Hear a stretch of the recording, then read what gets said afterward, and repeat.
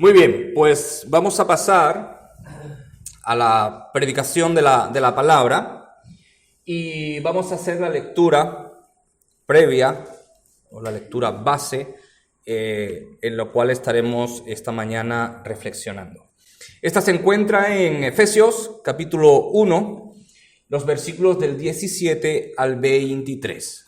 Dice así: para que el Dios de nuestro Señor Jesucristo, el Padre de gloria, os dé espíritu de sabiduría y de revelación en el conocimiento de Él, alumbrando los ojos de vuestro entendimiento, para que sepáis cuál es la esperanza a que os ha llamado, y cuáles las riquezas de la gloria de su herencia en los santos, y cuál la supereminente grandeza de su poder para con nosotros, los que creemos, según la operación del poder de su fuerza, la cual operó en Cristo, resucitándole de los muertos y sentándole a su diestra en los lugares celestiales, sobre todo principado y autoridad y poder y señorío, y sobre todo nombre que se nombra no solo en este siglo, sino también en el venidero. Y sometió todas las cosas bajo sus pies y lo dio por cabeza sobre todas las cosas a la iglesia, la cual es su cuerpo, la plenitud de aquel que todo lo llena en todo. Amén. Como saben, estamos siguiendo de una forma expositiva la carta a los Efesios. Pablo, ya estuvimos estudiando o predicando, mejor dicho, no es un estudio bíblico, sino que estuvimos predicando sobre el capítulo 1 hasta el versículo 14. El domingo pasado estuvimos hablando sobre el versículo 15 y el versículo 16, que dice así: por esta causa también yo, habiendo oído de vuestra fe en el Señor Jesús y de vuestro amor para con todos los santos, no ceso de dar gracias por vosotros, haciendo memoria de todos vosotros en mis oraciones. Y a partir de ahí sigue nuestro versículo: para que el Dios y Padre de nuestro Señor Jesucristo os dé. Esta carta de Efesios, esta epístola de Efesios, era una epístola circular que tenía que ser leída a varias iglesias. La misma epístola leída a varias iglesias de Asia Menor. Esta lleva el nombre de a los Efesios porque seguramente esta fue la que los hermanos efesios tuvieron y la que hemos tenido a lo largo del tiempo y la que se incluyó en el canon. Pero esta misma carta debía ser leída en la Odisea, en Colosas, etc. Y cada una de las iglesias tendría el nombre, el título: Pablo, apóstol de Jesucristo, por la voluntad de Dios, a los santos y fieles en Cristo Jesús, que está en... Y cada iglesia le pondría el nombre de su ciudad, ¿no? En este caso, a los Efesios. Pablo ha venido hablando, y si nos damos cuenta en esta carta, Pablo no hace, como en otras de sus cartas, no hace alusión a cosas personales, problemas personales de las iglesias, como en Corintios, problemas personales del pecado que había. No, es una carta que habla de aspectos generales. Y es una carta eminentemente cristológica y eminentemente eclesiológica. Pablo va a estar hablando en esta carta con un sentido profundamente eclesial. Va a estar hablando de que en el capítulo 1 hemos sido elegidos para ser un cuerpo. Lo estuvimos ya predicando. Va a decir que Cristo es la cabeza de ese cuerpo. Va a hablar de la iglesia como un edificio y el templo de Dios. Va a hablar también en el capítulo 3 sobre el ministerio de Cristo. Va a hablar en el capítulo 4 sobre los dones espirituales. Aparte de ser una carta profundamente eclesiológica, también es una carta profundamente teológica en aspectos de Dios. Porque va a poner a Dios Padre, va a poner el ejercicio de Dios Hijo y va a poner el ejercicio de Dios Espíritu Santo. Recordemos algo: para el tiempo que quizá esta carta se estableció, según estudiosos, quizá esta secta gnóstica que apareció allá por final de siglo, pero que cobró fuerza en el siglo II, siglo III y aún el gnosticismo en nuestro tiempo, quizá para esta época a lo mejor no tenía tanto impacto, o quizás sí. Hay eruditos que no se ponen de acuerdo, porque el gnosticismo no solo nació en el siglo II, sino que el gnosticismo ya era un pensamiento filorreligioso antes del cristianismo, que ya estaba pululando en los albores de la iglesia primitiva.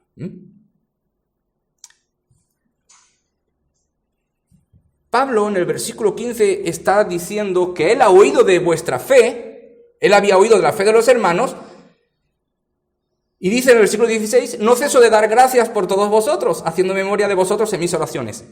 Pablo estaba preso. Tenemos que recordar esto para ponernos en contexto. Pablo está preso. Y Pablo, en vez de estar pensando en sí mismo, lo que dice es que estoy teniendo noticias de ustedes, estoy escuchando de la fe de vosotros, de cómo vuestra fe, que ya saben lo que estuvimos hablando, fe, fidelidad, confianza, seguimiento a Cristo, y esto con su adhesión a Cristo está produciendo amor entre ustedes. Estoy súper gozoso, dice Pablo, estoy realmente gozoso y por eso no ceso de dar gracias a Dios. Pero dice que también hace memoria de vosotros en mis oraciones. Hago memoria de ustedes constantemente cuando estoy hablando con Dios. El punto de aquí es tremendamente grandioso, porque Pablo no está pensando en él, sino que Pablo está pensando en la iglesia, y Pablo está preso. ¿Cómo una persona presa? Bueno, lo dijimos también en 2 Timoteo. Pablo muchas veces dice que Onesíforo, si no recuerdo mal el nombre, Onesíforo, lo reafirmó muchas veces en sus prisiones. O sea, Pablo no es que esté en una cárcel VIP, como muchos de nuestros políticos cuando caen presos, que tienen mejores cosas que cuando están en su casa. No, Pablo no está en una habitación VIP, no tiene Amazon, Netflix y todas las amenidades. No, Pablo está preso, está en una mazmorra, en muchas ocasiones encadenado. Sin embargo, Pablo está pensando en la iglesia. Y Pablo tiene gozo. Pero Pablo, ¿cómo estás alegre si estás preso? Claro, porque Pablo entiende perfectamente la iglesia. ¿Por qué? Porque camino a Damasco, Pablo, persiguiendo a la iglesia, se le apareció un tal Jesús, que Pablo no lo conocía, aunque era contemporáneo de él. Y Jesús le dice, hey Pablo, ¿a quién persigues?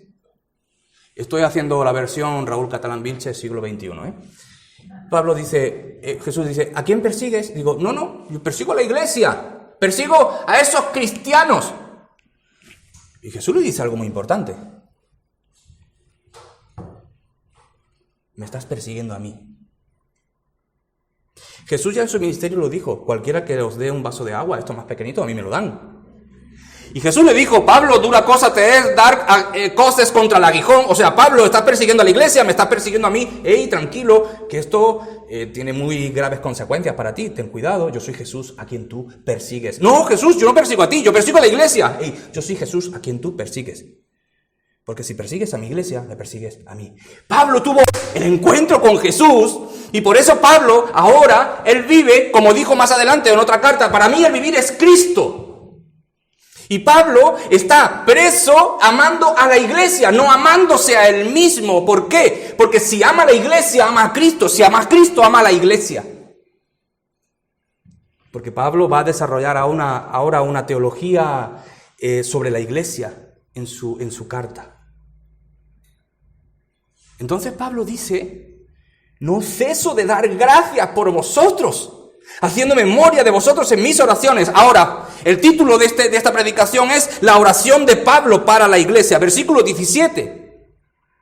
Para que el Dios de nuestro Señor Jesucristo, el Padre de gloria, os dé espíritu de sabiduría y de revelación en el conocimiento de Él. Aquí hay algo muy curioso y más en nuestros días.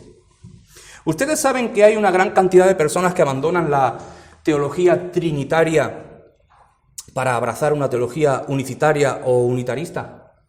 Y diría, ¿eso qué es? Bueno, ok. Que niegan la Trinidad.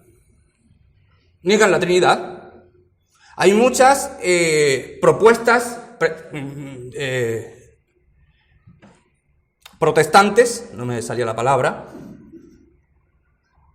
que niegan la Trinidad y acogen una teología unicitaria, o sea, Dios es uno. Dios es uno. Solamente hay un Dios. Claro, la Trinidad no está diciendo que hay tres dioses. Eso es una interpretación errada de la Trinidad. ¿Acaso, paréntesis, podemos hacer una interpretación profunda de la Trinidad? No. Es un misterio. Cierro paréntesis. Pero eso no significa que la neguemos. Porque Pablo, en sus epístolas, y el Nuevo Testamento está lleno de registros donde habla de la Trinidad, el Antiguo Testamento también da luces sobre este Dios trino, y cada vez más hay personas que salen de una doctrina trinitaria para agarrar una doctrina de un solo Dios, claro, como nosotros también hablamos, pero, por ejemplo, a lo mejor les va a sonar los pentecostales unicitarios, lo solo Jesús. Pues resulta que parece que los números son tremendamente escandalosos. Más de 40 millones de pentecostales unicitarios que niegan la doctrina de la Trinidad. Eso es un antiguo modalismo que decía, una herejía por supuesto, que decía que Dios es uno y que a veces Dios está en la figura del Padre, otra vez el Padre está en la figura del Hijo y otra vez el Padre está en la figura del Espíritu Santo, pero es un solo Dios en distintas formas. No, Pablo no va a decir eso en sus cartas. Y Pablo comienza, y por eso comencé hablando al principio de que posiblemente, cuando Pablo hace alusión a este versículo, a lo mejor es que ya estaban pululando por ahí los gnósticos que decían que Cristo no era Dios, que no era hombre, y había ahí un jaleo teológico que muchos estaban comenzando a seguir. Pablo dice aquí algo muy interesante, mira, para que el Dios de nuestro Señor Jesucristo, ¿cómo que el Dios de nuestro Señor Jesucristo? ¿Pero Jesucristo no es Dios? ¿Cómo que el Dios de nuestros... Pero si Jesucristo es Dios, ¿cómo que tiene el Dios de... ¿Esto cómo es Pablo? Claro, lo que Pablo está haciendo es enfatizar la persona de Jesús, la segunda persona de la divinidad que se hizo hombre. Jesús muchas veces también lo dijo, mi Dios y vuestro Dios, mi Padre y vuestro Padre. Pablo está enfatizando con el título de el Dios de Jesús, enfatizando la condición humana del Hijo, pero también, como dice aquí, para que el Dios de nuestro Señor Jesucristo, el Padre de Gloria, con este título del Padre de Gloria, también está enfatizando la condición divina en la filiación eterna, o sea, la relación que el Padre y el Hijo, la primera y segunda persona, tienen como Dios. Pablo está hablando de la humanidad y de la divinidad del Hijo, hablando del Padre de bendición, el Hijo, y luego también va a hablar del Espíritu Santo. Él pone en su carta las tres personas de la divinidad en trabajo. Va a hablar del Hijo como Redentor, como Mediador, como Señor, como Salvador. Va a hablar del Espíritu Santo como intercesor, repartidor de dones en el capítulo 4, dador de la moral, de la ética, sello de salvación, como el sello de la herencia de nuestra salvación, pone al Espíritu Santo. Y también va a hablar del Padre como el Padre de todo, como la razón primera y el dador de bendiciones celestiales, como vimos acá en el capítulo 1, versículo 3. Bendito sea el Dios y Padre, que nos bendijo con toda bendición espiritual en los lugares celestiales. Y dice, para que el Dios de nuestro Señor Jesucristo, el Padre de Gloria, os dé sabiduría y revelación, o sea, espíritu de sabiduría y revelación en el conocimiento de Él. Lo que Pablo está haciendo es orar para que el Padre dé a su iglesia mucho más conocimiento de Dios. ¿Qué te parece? Pablo no está pidiendo, Padre, sácame de esta cárcel. No, él no está pidiendo eso. Porque como en otra carta, en 2 Timoteo dirá, yo no soy preso de Nerón, yo no soy preso de Roma, yo soy preso de Cristo. Pablo sabe que su circunstancia está regida por la soberanía de Dios. Él no está insatisfecho con eso. Él no está pidiendo, Señor, líbrame, como yo lo haría, seguramente. Por eso yo no soy Pablo. Pablo está diciendo, Padre, dale a tu iglesia más conocimiento tuyo. Más conocimiento tuyo. Traigamos el texto e insertémoslo en nuestro presente. El texto tiene que ser para nuestro presente. No nos podemos quedar en una crítica histórica. A nuestro presente. Bueno, ¿y esto a mí qué me dice? Bueno, la iglesia actualmente está viviendo en tiempos convulsos. ¿Cuándo no vivió en tiempos convulsos? Pero hoy está viviendo en tiempos convulsos. Momentos de inestabilidad en muchos sentidos y, por supuesto, una espiritualidad mermada por la situación actual. Muchos de nosotros estamos atribulados. Usted dirá, no, yo soy cristiano. Bueno, pero también es persona. También es persona. También siente miedo. También siente inseguridad. Vulnerabilidad. Miedo por el presente, por la enfermedad. ¿Y si me agarra el COVID? ¿Y me voy antes de tiempo? Como algún predicador dijo, pues todos queremos ver a Dios, pero nadie tiene prisa por irse, ¿no? ¿Y si me agarra el COVID y me voy? ¿Y si dejo a mi familia? ¿Y si dejo a mi esposa, a mis hijos, a mi esposo? Y eso crea ansiedad. Otros, falta de esperanza. Estamos viendo cifras de la economía en España y en todo el mundo, pero bueno, vivimos en España. Estamos viendo cómo está Denia, estamos viendo cómo están los hosteleros, estamos viendo cómo está la circunstancia. Inclusive muchos dicen, uy, si esto sigue así, peligran hasta las pensiones en el futuro. Pues sí, todo es una cadena. Y esto crea inestabilidad, desasosiego. Por otra parte, mira, las reuniones, iglesias cerradas, hermanos que no pueden verse, hermanos que no pueden saludarse de una forma física, porque estamos creados a imagen de Dios, y eso significa que si Dios es un Dios sociable, nosotros somos seres sociables, necesitamos tocarnos, necesitamos experimentar, palpar, vernos, abrazarnos, así estamos creados. Y esto crea desestabilización en nosotros. Hoy más que nunca en nuestra historia necesitamos recobrar entonces la oración de Pablo por los hermanos cristianos aquí en este momento y pedir a Dios que nos dé el conocimiento de su persona. Dice que el Padre de gloria os dé espíritu de sabiduría y de revelación en el conocimiento de Él, alumbrando los ojos de vuestro entendimiento para que sepáis cuál es la esperanza que os ha llamado y cuáles las riquezas de la gloria de su herencia en los santos y la grandeza de su poder.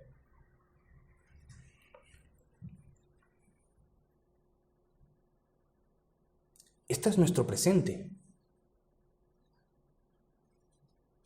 Vivimos en un presente de desesperanza. Lo quieras o no.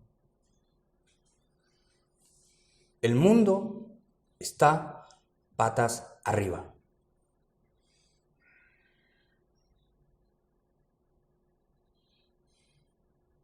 ¿Cómo está la iglesia?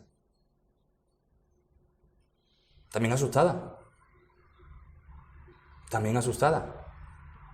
Alguien dijo ayer, estuve en una conferencia, alguien dijo ayer, lo anormal de la iglesia es que viva fuera de las crisis. ¡Oh! Eso me hizo un boom muy grande. Porque esta persona dijo, porque la iglesia se gestó en una crisis, vivió en crisis, Pero luego en el siglo IV hasta el siglo tantos, en la Edad Media y modernidad, la iglesia dejó de tener persecución y pasó de ser la iglesia perseguida a la iglesia perseguidora. Dejó de estar en crisis, una anormalidad.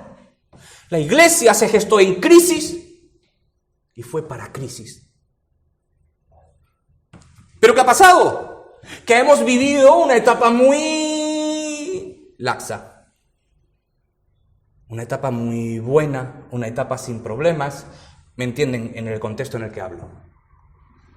Y la iglesia, que está constituida de personas, carne y hueso, cuando vivimos una vida sin problemas, ¿sabes lo que pasa? Nos relajamos. En todo sentido. En todo sentido.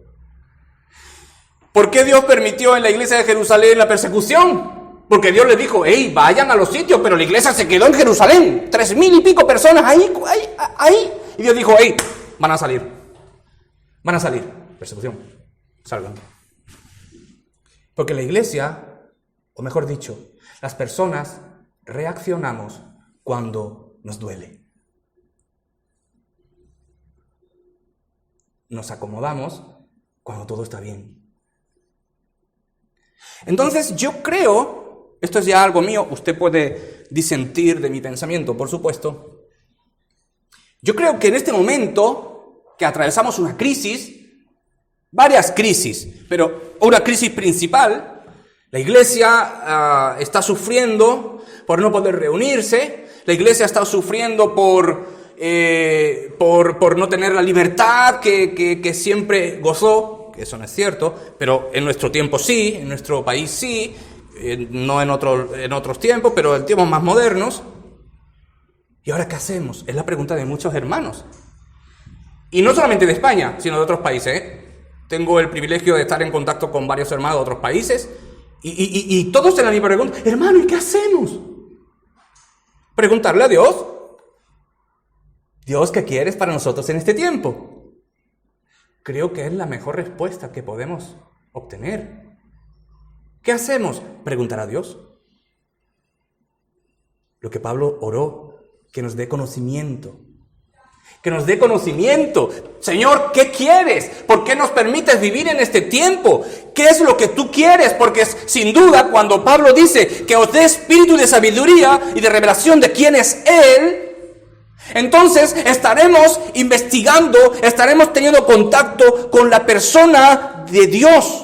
Estaremos viendo sus atributos, estaremos viendo que Él es el Dios creador, el Dios magnífico, el Dios de verdad, el Dios de sabiduría, de inteligencia, el Dios soberano, el Dios que ejerce dominio sobre todo, el Dios que está en todos lados al mismo tiempo. Y cuando reflexionamos en esto, entonces caeremos en cuenta de que si Dios es soberano, Él ha permitido esta circunstancia. Él la ha permitido.